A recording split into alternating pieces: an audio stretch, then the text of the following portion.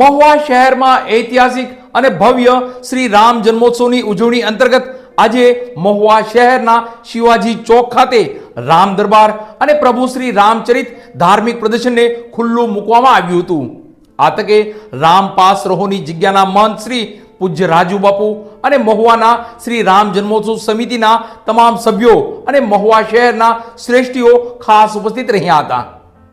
મહુવા શહેરમાં ઐતિહાસિક રામ જન્મોત્સવની ઉજવણી અંતર્ગત આજે રામ દરબાર અને પ્રભુ શ્રી રામચરિત ધાર્મિક પ્રદર્શનને સનાતન ધર્મપ્રેમી લોકો માટે ખુલ્લું મૂકવામાં આવ્યું છે, જેમાં રામપાસ રહોના મહંત શ્રી પૂજ્ય રાજુ બાપુના હસ્તે ભગવા રિબીન કાપી આ ધાર્મિક કાર્યક્રમનો શુભારંભ કરવામાં આવ્યો હતો।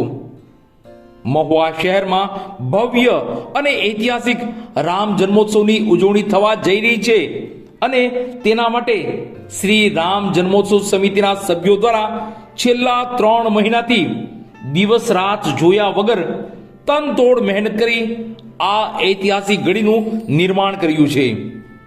મહુવાના શિવાજી ચોક ખાતે અયોધ્યા નગરીની આબેહૂબ રામ દરબારનું નિર્માણ કરવામાં આવ્યું છે, તો સાથે જ પ્રભુ શ્રી રામચરિત ધાર્મિક પ્રદર્શનનું પણ ભવ્ય આયોજન કરવામાં આવ્યું છે। આજે સાંજના 7 કલાકે રામપાસ રહોના મહંત શ્રી પૂજ્ય રાજુ બાપુ અને વિવિધ શ્રેષ્ઠીઓ અને રામ જન્મોત્સવ સમિતિના સભ્યોની હાજરીમાં પૂજ્ય રાજુ બાપુએ ભગવા રિબીન કાપી રામ દરબાર અને ધાર્મિક પ્રદર્શનને ખુલ્લું મૂક્યું છે।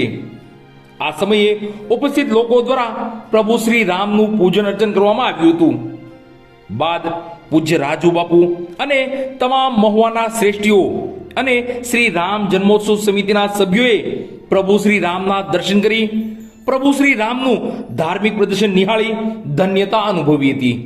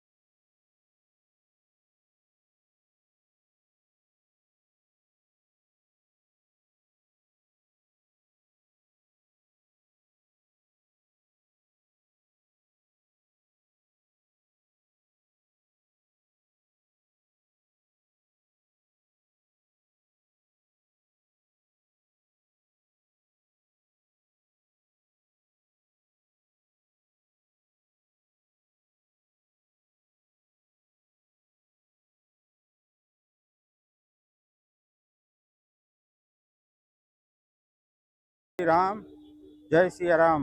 મહુવાની ધર્મપ્રેમી જનતાને ખાસ જણાવવાનું કે તારીખ 26/3/26 અને ગુરુવારના રોજ રામ ભગવાનની શોભાયાત્રામાં ખૂબ પબ્લિક થાય, સનાતન ધર્મની જય થાય, રીતે ખૂબ જોડાવવું એવી મારી નમ્ર અપીલ છે. જય સિયારામ, જય જય રામ.